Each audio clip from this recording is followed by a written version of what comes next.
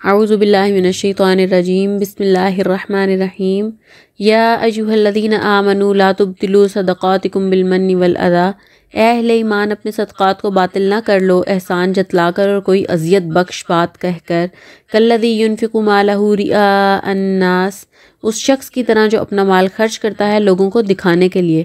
اگرچہ اپنا مال خرچ کر رہا ہے، لوگوں کو صدقات دے رہا ہے، بڑے بڑے خیراتی ادارے قائم کر لیے ہیں، لیکن یہ سب کچھ ریاکاری کے لیے ہے، سرکار دربار میں رسائی کے لیے، کچھ اپنے ٹیکس بچانے کے لیے اور کچھ اپنی ناموری کے لیے ہے۔ یہ سارے کام جو ہوتے ہیں اللہ جانتا ہے کہ کس نے کس نیت سے کیے ہیں۔ وَلَا يُؤْمِنُ بِاللَّهِ وَالْيَوْمِ الْآخِرِ، اور وہ ایمان نہیں رکھتا اللہ اور یوم آخرت پر۔ جو ریاکاری کر رہا ہے در حقیقت وہ اسے اللہ پہ بھی اس کا ایمان نہیں ہے اور یوم آخرت پر بھی اس کا ایمان نہیں ہے۔ ریا اور ایمان یہ دونوں ایک دوسرے کے مخالف ہیں، دونوں ایک دوسرے کی ضد ہے۔ من صلی یرائی فقد اشرک ومن صام یرائی فقد اشرک ومن تصدق یرائی فقد اشرک، جس نے دکھاوے کے لیے نماز پڑھی اس نے شرک کیا، جس نے دکھاوے کے لیے روزہ رکھا اس نے شرک کیا، جس نے دکھاوے کے لیے لوگوں کو صدقہ و خیرات دیا اس نے شرک کیا۔ صحیح مسلم میں ہے۔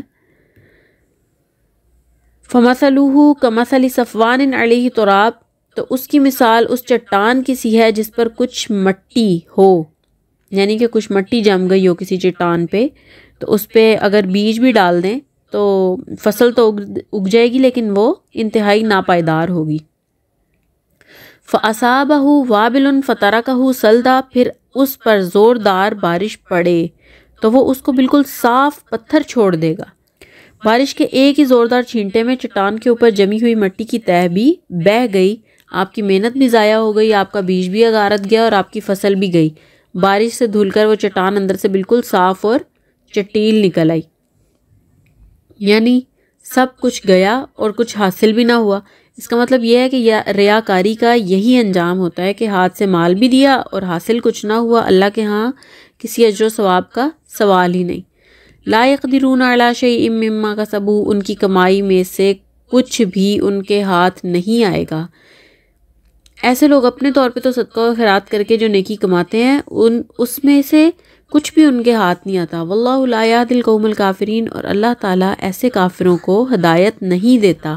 وَمَثَلُ الَّذِينَ يُنْفِقُونَ أَمْوَالَهُمُ ابْتِغَاءَ مَرْضَاتِ اللَّهِ، اور مثال ان لوگوں کی جو خرچ کرتے ہیں اپنے مال اللہ کی رضا جوئی کے لیے، وَتَثْبِيتًا مِّنْ أَنفُسِهِمْ، اور اپنے دلوں کو جمائے رکھنے کے لیے، كَمَثَلِ جَنَّةٍ بِرَبْوَةٍ، اس باغ کی مانند ہے جو بلندی پر واقع ہو۔ جیسا کہ قدرتی باغ کا یہی تصور ہوتا ہے کہ ذرا اونچائی پر واقع ہوتا ہے، اس کے دامن میں کوئی ندی بہہ رہی ہوتی ہے جس سے خود بخود آبپاشی ہو رہی ہوتی ہے اور وہ سیراب ہو رہا ہوتا ہے۔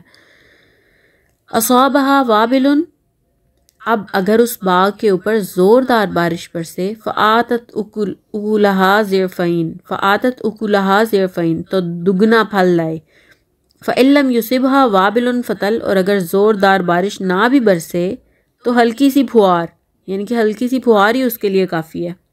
واللہ بما تعملون بصیر، اور جو کچھ تم کر رہے ہو اللہ تعالیٰ اس کو دیکھ رہا ہے، لہٰذا تم انٹروسپیکشن کرتے رہا کرو، تم یہ دیکھتے رہا کرو کہ تم یہ جو مال خرچ کر رہے ہو یہ واقعتاً خلوص نیت اور اخلاص نیت کے ساتھ اللہ کے لیے ہی کر رہے ہو، کہیں غیر شعوری طور پہ تمہارا کوئی اور جذبہ تو اس میں شامل نہیں ہے۔ اپنے گریبانوں میں جھانکتے رہا کرو۔